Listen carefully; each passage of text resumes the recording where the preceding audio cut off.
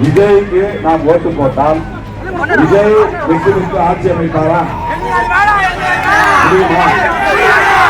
அவருக்கு போடுற ஓட்டு வேஸ்டா? தயவு செய்து அவர் கிறிஸ்தவர் நினைச்சிட்டு அந்த ஓட்டு நீங்க அவருக்கு போட்டீங்கன்னா ஊருக்கு 4 ஓட்டு 5 ஓட்டு போட்டா கூட அது குறைய மாட்டேங்குது. நான் முதலமைச்சராக இருந்தா என்ன செய்வேன் சொல்ல மாட்டேங்கிறார்.